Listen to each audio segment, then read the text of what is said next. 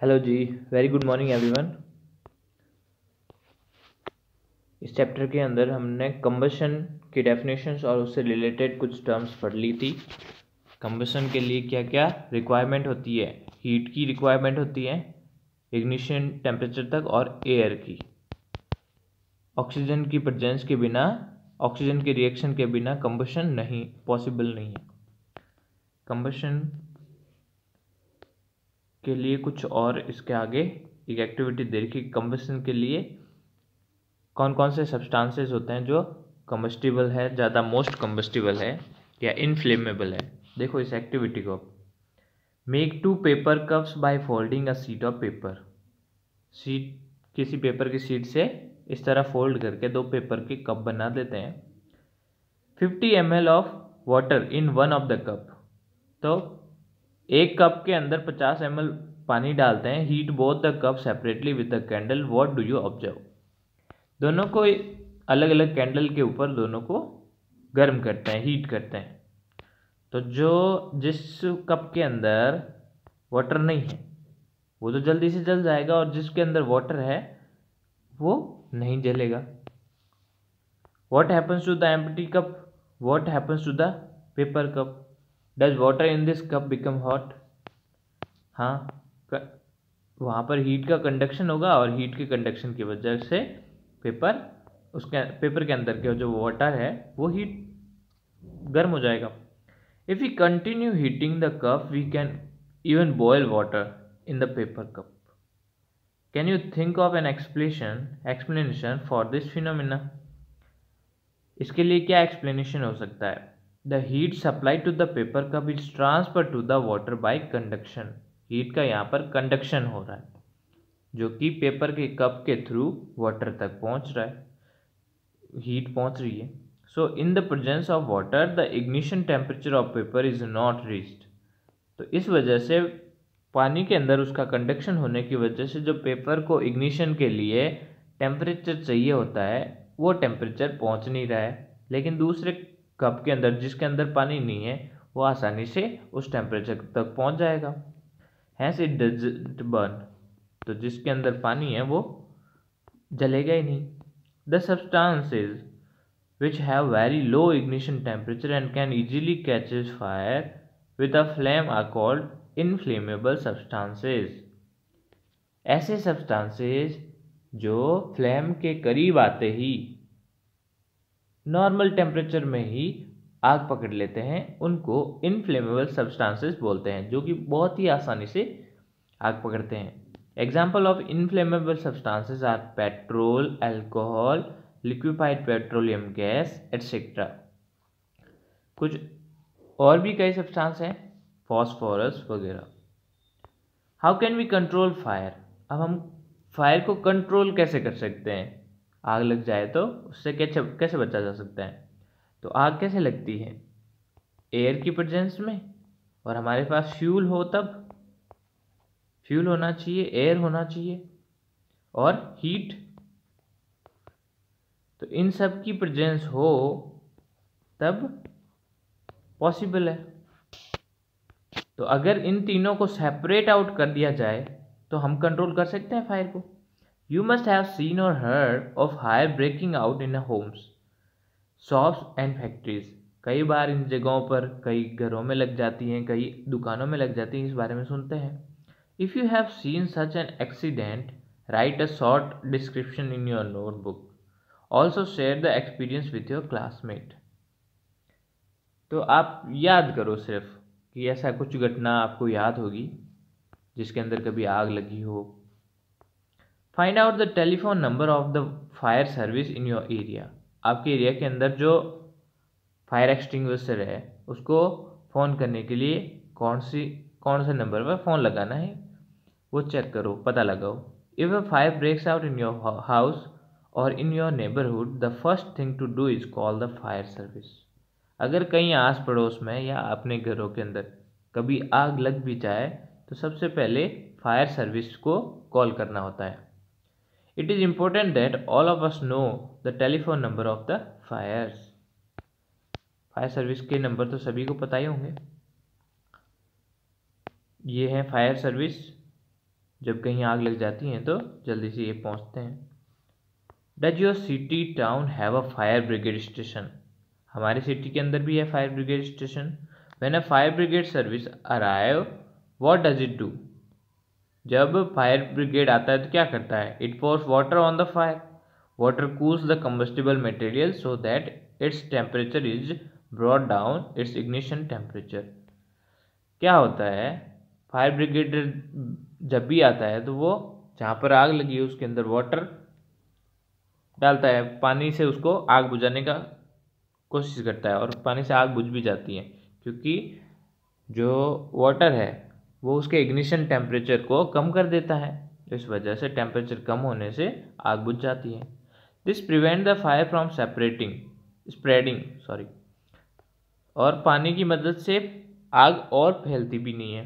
Water vapour also surround the combustible material helping in cutting of the supply of air.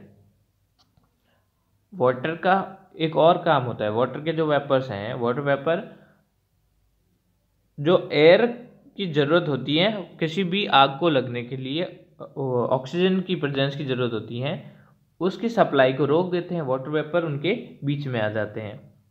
So the fire is extinguish. इस तरह से आग को बुझाया जा सकता है। You have learn that there are 3 essential requirement for producing fire.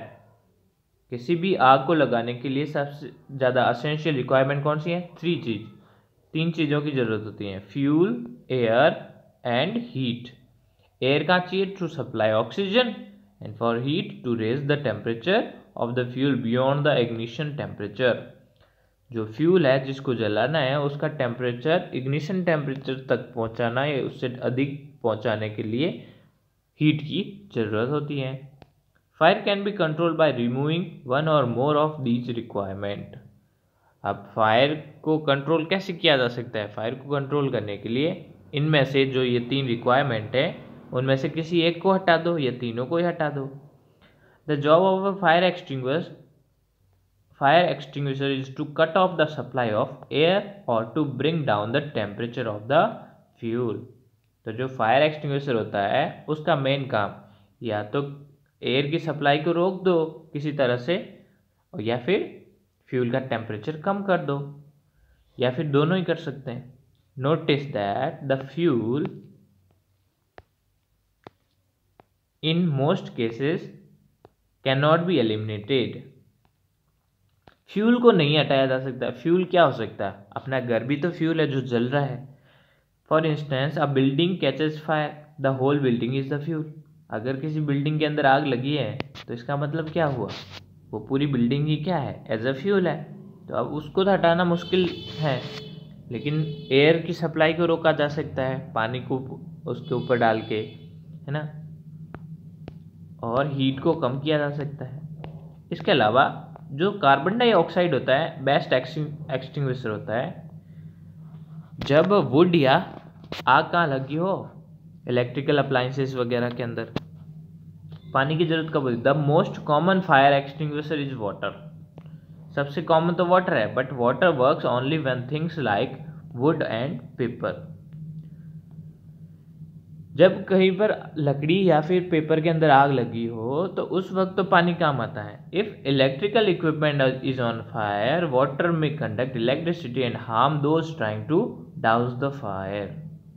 अगर इलेक्ट्रिकल अप्लायंसेस के अंदर फायर लग जाए तो इलेक्ट्रिसिटी के कंडक्शन की वजह से जो आग बुझा रहे हैं उनको भी तो झटका लग सकता है, बिजली का शॉक लग सकता है।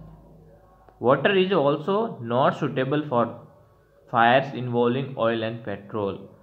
ऑयल और पेट्रोल में लगी हुई आग के लिए भी वाटर सफिशिएंट नहीं होता।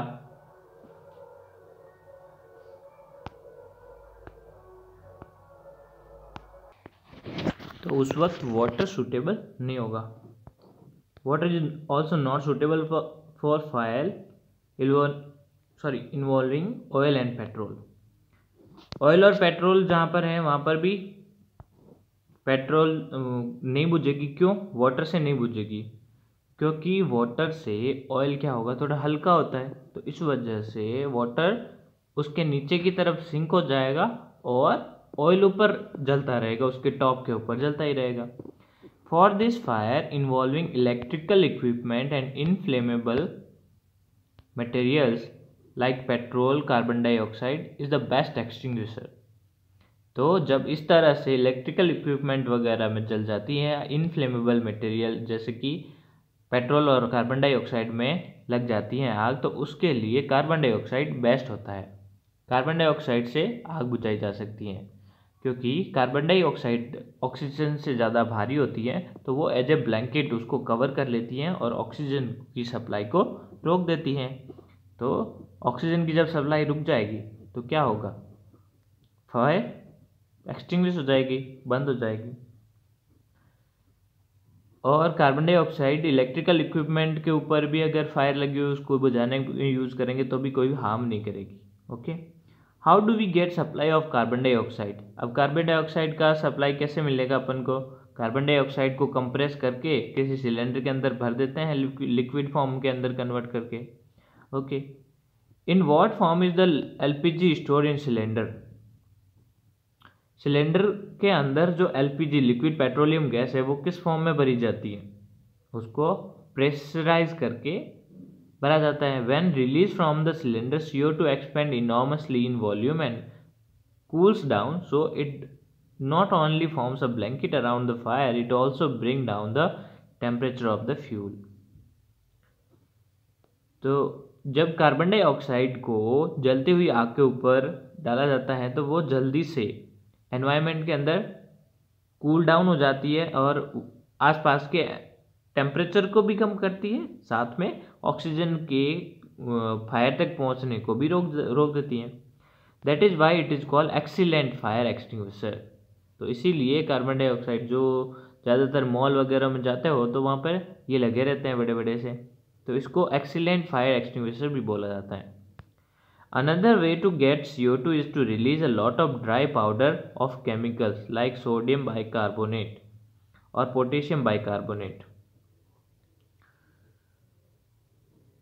कार्बन डाइऑक्साइड को पाने का और कौन सा तरीका है, कार्बन डाइऑक्साइड एक तो डायरेक्ट भर सकते हैं इसके अंदर, दूसरा कार्बन डाइऑक्साइड जब हम आग के अंदर ये पाउडर कुछ केमिकल जैसे सोडियम बाइकार्बोनेट को डाल देते हैं तो सोडियम बाइकार्बोनेट के आग के अंदर जलने से या हीट के आसपास जाने से कार्बन डाइऑक्साइड गैस रिलीज होती है। तो कार्बन डाइऑक्साइड उसके अंदर से जब निकलेगी तो वो फायर को फिर ऑक्सीजन की सप्लाई को रोक देगी।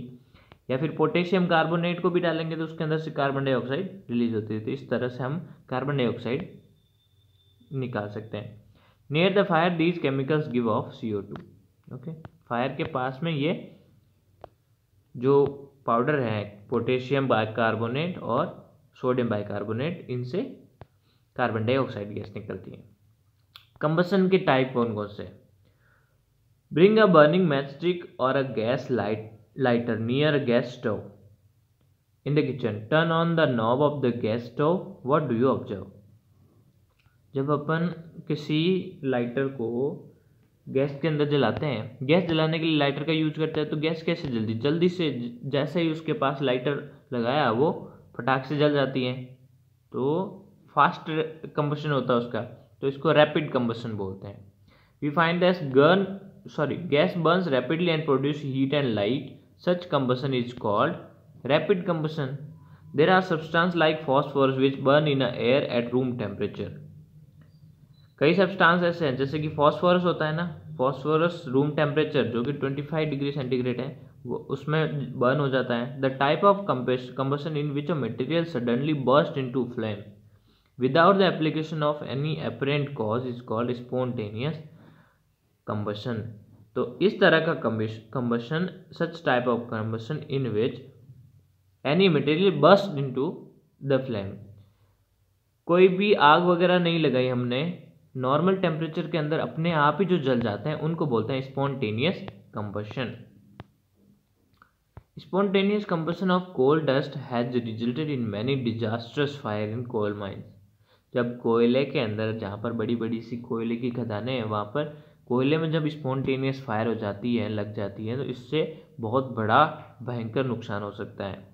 Spontaneous forest fire are sometimes due to the heat of the sun or due to lightning strike.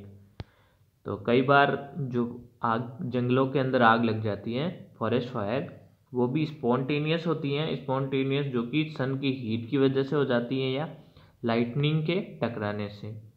However most forest fire are due to the carelessness of human beings. और ज़्यादातर जो forest fire है वो इंसानों की लापरवाही की वजह से होती हैं। It is important to remember that the camp fire must be completely extinguished before leaving a forest after a picnic और अ विजिट। तो जब भी हम कभी जंगल में जाएं, वहाँ से निकलते वक्त जितने भी हमने कैंप फायर लगाए थे उनको बुझा दें। वहाँ पर किसी तरह का आग का कोई सोर्स नहीं छोड़ना चाहिए।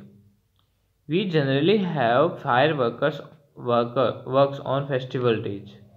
जब कोई त्यौहार वगैरह होती है, शादी वगैरह होती है, तब भी फायरवर्क्स करते हैं, पटाखे जलाते हैं। When a cracker is ignited a sudden reaction takes place with the evolution of heat, light and sound. जब पटाखे को क्रैकर को जलाते हैं तो अचानक से एक रिएक्शन होती है और एक धमाका होता है जिसके साथ में हीट, लाइट, ये सब साउंड भी प्रोड्यूस होता है। Large amount of gas formed in the reaction is liberated. और उस रिएक्शन के अंदर जो गैसेस बनती हैं वो काफ़ी अमाउंट के अंदर लिबरेट होती हैं। Such a reaction is called explosion. और इस तरह की रिएक्शन को जो साउंड के साथ में फास्ट रिएक्शन से होता है उसको एक्सप्लोजन बोला जाता है। Explosion can also take place if pressure is applied on cracker. जब क्रैकर के ऊपर ज़्यादा प्रेशर अप्लाई किया जाता है तब भी अप्लाई हो सकता है। कई ऐसे क्रैकर्स आते हैं जिनको पीट कर फोड़ा जाता है।